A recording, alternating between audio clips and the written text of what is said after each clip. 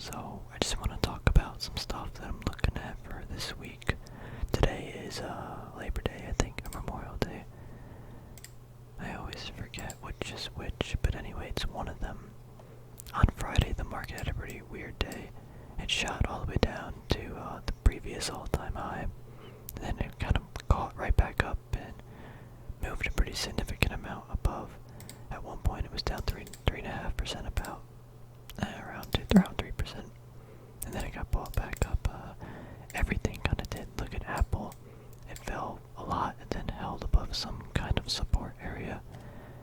AMD as well. Big shoot down, then hold above some prior support level. Kind of everything had that similar pattern, and I think it's just because a bunch of bots started picking it up too, because it's kind of a chain reaction and how that works or whatever, I guess. And then some other people probably thought it'd be a good time to buy too, just on like if Google fell 10% in 2 days, kind of seems like a decent time to buy. But yeah, I didn't buy anything Friday. I didn't really want to hold anything over a 3-day weekend. I think it might have been a good idea in hindsight, obviously, because if the market's falling that much, especially on like an AMD kind of trade, then you see it kind of hold above this, maybe to pick it up, just some shares. But I like to see kind of a more like hollowing pattern than just a bounce. But that's exactly what we got, was a bounce. That's actually kind of a cool price action pattern right here. We had the fall down, bounce at around here, and then it reached this exact line, this trend line. Interesting.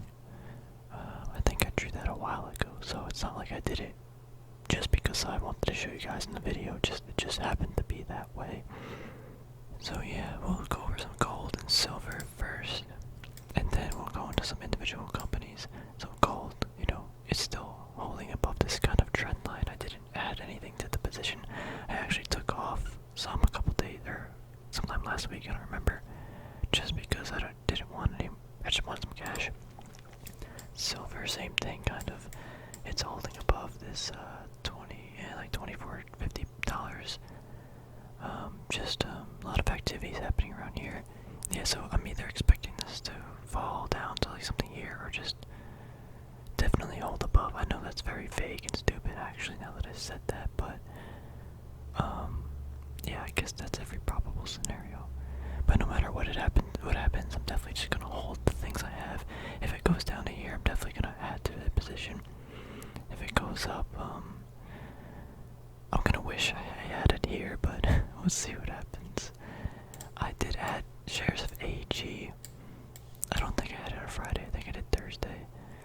Just because it's holding this level pretty nicely. I think this is a pretty heavy support area based on previous price action. Yeah, it looks pretty good to me. That's why I kind of bought it there. I just like the company. I think that's it for that. I think there's something else I wanted to mention, but I don't really remember. I know like gold miners like NEM fell below like 3% on Friday, all the way below their like support areas. For NEM, that support is, I don't even know actually, what is this? It's some all-time high. Or, not this is the all-time high previously, and then just a big resistance or support area, so I'm happy it didn't fall there, because people were willing to pick up the shares and just buy it, because it's, I think, a good value. I didn't add any, I think my position's fine, I don't want to put in more risk in that section. So, I'm still looking at ACB, it's doing, earnings are in this week, actually, the 10th, so on the 11th I'll be watching the earnings, because aftermarket, when I look at this, I just think it's gotta go up, but as long as the earnings are fine. If the earnings are fine, then price target of like 13, or I'm just really guessing out of my butt. Let's say it's really good earnings. Then we're kind of, we don't have that much data to actually look with, but this all-time high, or this, not all-time high, this candle kind of holds a good resistance or support for me. That's 30%. I think I need to just wait wait to see what happens with the actual company, how it reports. Yeah, we got some type of, I don't know. Or just wait, sorry, I don't want to waste time just hypothetically saying every scenario that this could go through in earnings. We'll just wait till it happens. AMD was, I did say to you guys I was going to probably pick up some shares at around 75 bucks around here. But with the state of the market, you know, just kind of, like, this thing literally fell 17% in like 3 days, and I know the market moves really volatilely, or more volatile, and that's usually how, like, just things work when things get kind of hectic. But I like to see a little bit more support area, and one candle on this one day. Like, I'd rather see maybe one or two more candles, like, touch down here. I wasn't expecting this to accelerate this fast. But, yeah, I want to see a little bit more, selling and around this area, activity. This candle does give me good hope that people are, or bots or whatever was very, I guess, adamant about this being a good buy at that price. Yeah, I don't like when it moves that sharply, then it could rebound right back, but again, for me, that's a little risky. I want to see a little bit hollowing out. Google, I also did say I was probably going to pick up around here, but again, same thing with AMD, that Google would be more of an investment, AMD would be more of a trade. I didn't pick up Google here because, again, I don't exactly know the state of how the market's going to behave. And I'd rather just have the cash on hand. Like, I already have pretty decent positions and things that I want. So I'm not gonna just tackle on more risk if I get it at a lower value. And if I get it at, like, again, even if I get it at, like, this value, it's still kind of overvalued in my opinion. But I think that's just the market we're gonna be in for a little while. Or for, who even knows how long.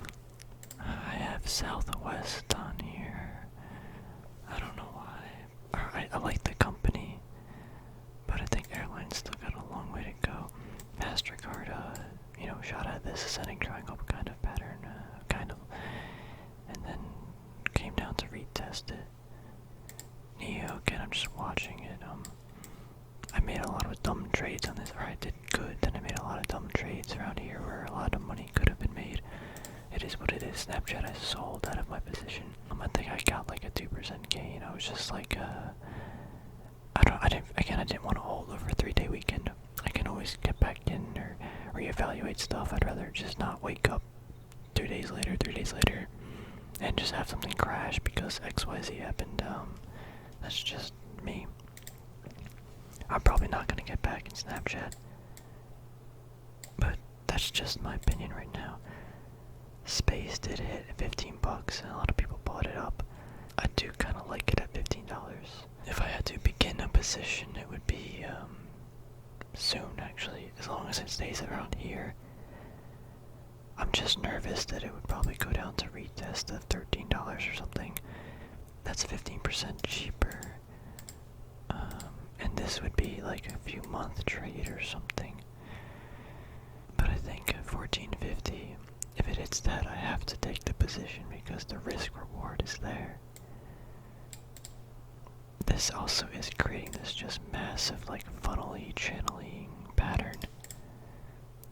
It's not perfect, but it's something that I'm gonna keep on watch. I might begin the position. If it hits 14.50, I think I should just grab a small position and start building up, depending on the probability I think it's gonna increase in the market we're in. Simon Property Group is, again, I was watching this a couple days ago, last weekend. It did peak out above with this candle on Friday, even under that hot pressure of the market, and it fell back down, which is interesting. But on decent volume in comparison, if it's gonna break out, I think it's gonna do it in, like, this is the week it's gonna do it. But is it to the upside or downside? I have to go see. I have to think it's gonna go up, just because market conditions and how things are going. But from like from this time frame, this is like a 5-year time frame, this going down.